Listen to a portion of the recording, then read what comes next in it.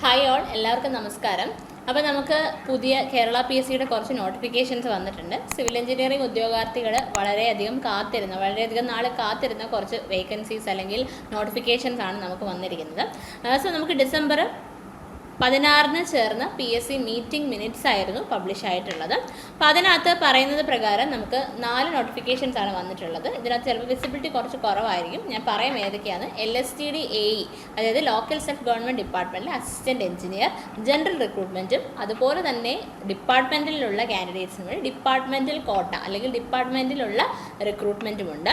പിന്നെ അതുപോലെ തന്നെ PWD irrigation first grade overseer, അതായത് PW പൊതുമരാമത്ത് വകുപ്പിൽ ഫസ്റ്റ് ഗ്രേഡ് ഓഫീസിയർ, അതുപോലെ തന്നെ LSTD അതായത് ലോക്കൽ സെൽഫ് ഗവൺമെൻറ് ഡിപ്പാർട്ട്മെൻറ്റിൽ തന്നെ നമുക്ക് ഫസ്റ്റ് ഗ്രേഡ് ഓവർസിയർ. അപ്പോൾ നമുക്ക് 2 ഫസ്റ്റ് ഗ്രേഡ് ഓവർസിയർ ഉണ്ട്, PWD അതുപോലെ തന്നെ LSTD, പിന്നെ LSTD AE, പിന്നെ നമുക്ക് PWDയിലെ എഞ്ചിനീയറിംഗ് അസിസ്റ്റൻറ്റ്. ഇത്രയും വേക്കൻസീസ് ആണ് നമുക്ക് ഇനി പുതിയ നോട്ടിഫിക്കേഷനായിട്ട് കേരള PSC പബ്ലിഷ് ചെയ്യാൻ പോകുന്നത്. ഈ ഒരു തീരുമാനമാണ് PSC മിനിറ്റ്സിലൂടെ പബ്ലിഷ് ചെയ്തിട്ടുള്ളത്. ഓക്കെ, അപ്പോൾ നമുക്ക് അതിൽ ഏറ്റവും ഇമ്പോർട്ടൻ്റ് ആയിട്ടുള്ള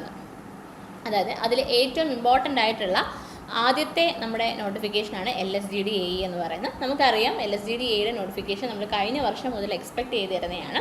നമുക്ക് അടുത്ത വർഷം ഏപ്രിൽ മാസമായിരിക്കും ഈ ഒരു പഴയ ലിസ്റ്റ് എക്സ്പയർ ആവുന്നതും പുതിയ ലിസ്റ്റ് പ്രാബല്യത്തിൽ വരാനുള്ള നടപടികൾ തുടങ്ങേണ്ടത്. പക്ഷേ PSC നമുക്ക് ഈ ഒരു ഡിസംബറിൽ തന്നെ ഇതിന് നോട്ടിഫിക്കേഷൻസ് വരുത്തുകയും അടുത്ത വർഷം എക്സാം നടക്കുകയും അതുപോലെ തന്നെ ആ ലിസ്റ്റ് തീരുമ്പോൾ തന്നെ പുതിയ ലിസ്റ്റ് വരുന്ന രീതിയിലായിരിക്കും നമുക്ക് PSC അതിൻ്റേതായ ക്രമങ്ങൾ നടത്തുന്നത്.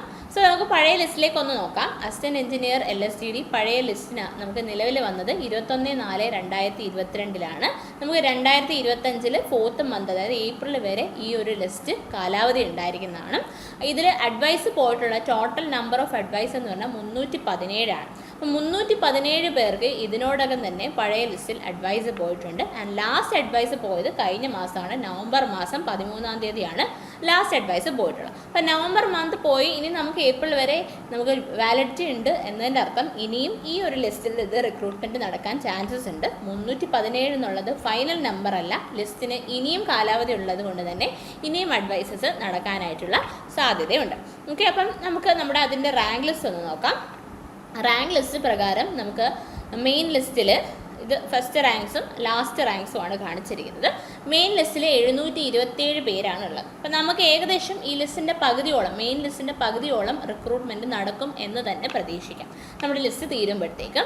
അപ്പോൾ ഈ LSTD AEയുടെ ഒരു പ്രത്യേകത അല്ലെങ്കിൽ ഹ്യൂജ് നമ്പർ ഓഫ് വേക്കൻസീസ് ഉണ്ടാവും എന്ന് പറയാൻ തന്നെ കാരണം നമ്മുടെ ടെക്നിക്കൽ ഏത് ബ്രാഞ്ചസ് എടുത്താലും അതിൻ്റെ ചരിത്രത്തിൽ മെയിൻ ലിസ്റ്റും സപ്ലിമെൻ്ററി ലിസ്റ്റിലും ഫുൾ ഉദ്യോഗാർത്ഥികൾക്കും അഡ്വൈസ് ലഭിച്ച ഒരു പോസ്റ്റാണ് LSTD AE. നമുക്ക് 2010 നടന്ന റിക്രൂട്ട്മെൻറ്റിൽ മുഴുവൻ ആൾക്കാർക്കും 2013 കൂടി തന്നെ മുഴുവൻ ആൾക്കാർക്കും മെയിൻ ലിസ്റ്റും സപ്ലിമെൻ്ററി ലിസ്റ്റും കംപ്ലീറ്റ് ആയിട്ട് ആൾക്കാരെ എടുത്ത് ജോലി കൊടുത്ത ഒരു ചരിത്രമാണ് LSTD AE റാങ്ക് ലിസ്റ്റിനുള്ളത്.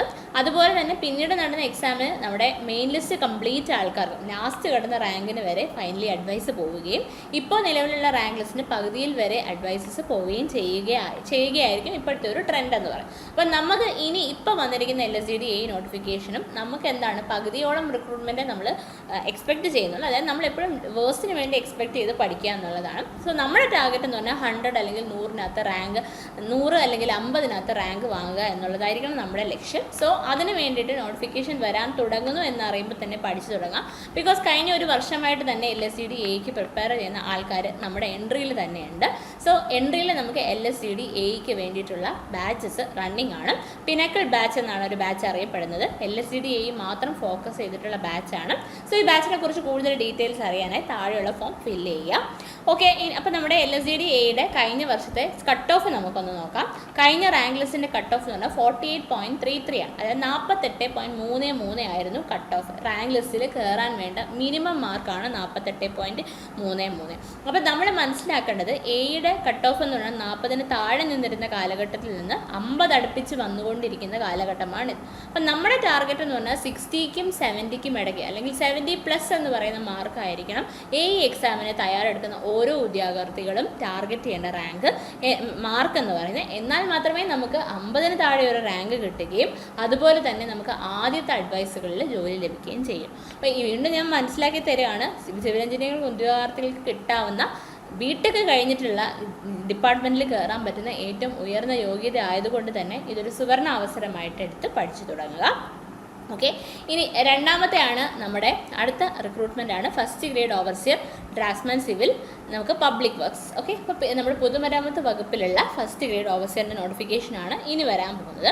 അതും കഴിഞ്ഞ ലിസ്റ്റ് ഞാൻ കാണിച്ചു തരാം. ലിസ്റ്റിൽ ടോട്ടലി 597 പേരായിരുന്നു ഉണ്ടായിരുന്നത് നമ്മുടെ മെയിൻ ലിസ്റ്റ് മാത്രമേ ഞാൻ കാണിക്കുന്നുള്ളൂ. ആൻഡ് നമ്മുടെ അഡ്വൈസ് ഡീറ്റെയിൽസ് എടുക്കുവാണെങ്കിൽ ഇപ്പം മൊത്തം 235 പേർക്ക് അഡ്വൈസ് പോയിട്ടുണ്ട്. അതായത് 600ഓളം പേരുള്ളതിൽ 235 പേർക്ക് ഓൾറെഡി അഡ്വൈസ് പോയിട്ടുണ്ട്.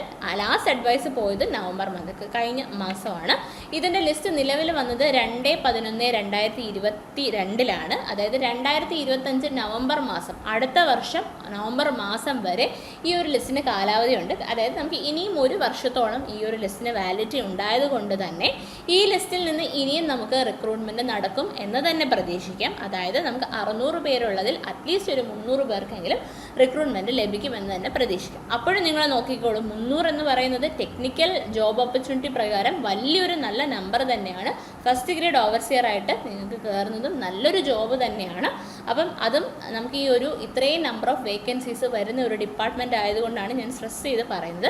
It can be taken as a big opportunity. നിങ്ങൾക്ക് ഇന്ന് തന്നെ പഠിച്ചു തുടങ്ങാവുന്നതാണ്.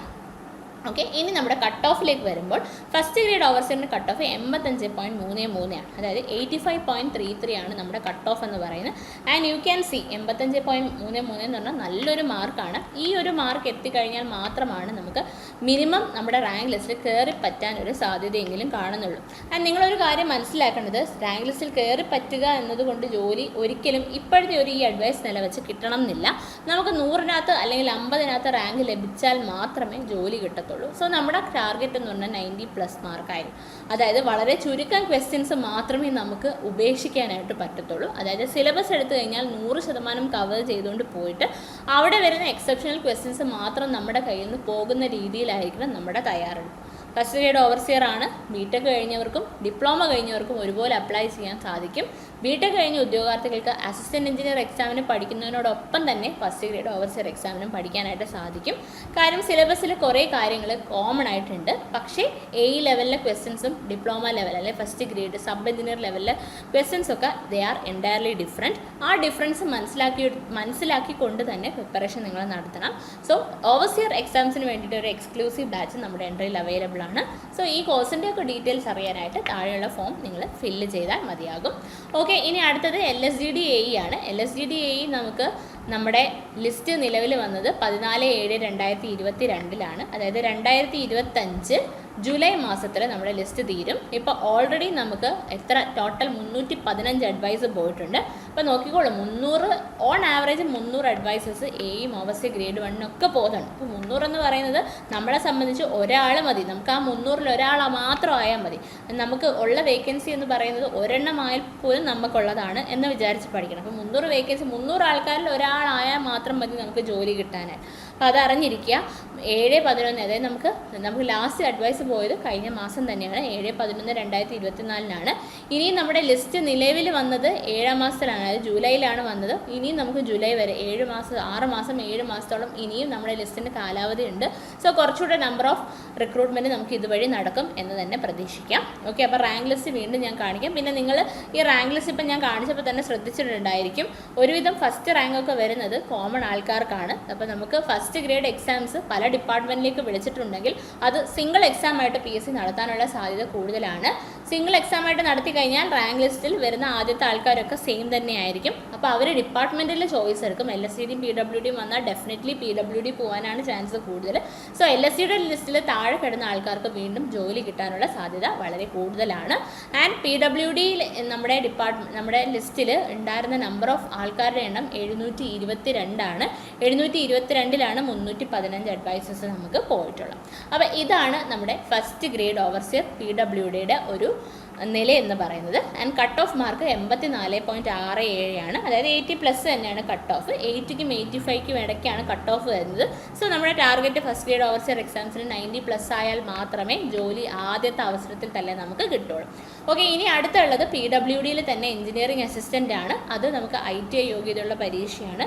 Second grade third grade overseer എക്സാംസിന് തയ്യാറെടുത്ത ഉദ്യോഗാർത്ഥികൾക്ക് സുഖമായിട്ട് ആ പരീക്ഷ നിങ്ങൾക്ക് ക്രാക്ക് ചെയ്യാനായിട്ട് സാധിക്കും. സോ വൻ അവസരങ്ങളാണ് 2025 നിങ്ങളെ കാത്തിരിക്കുന്നത്.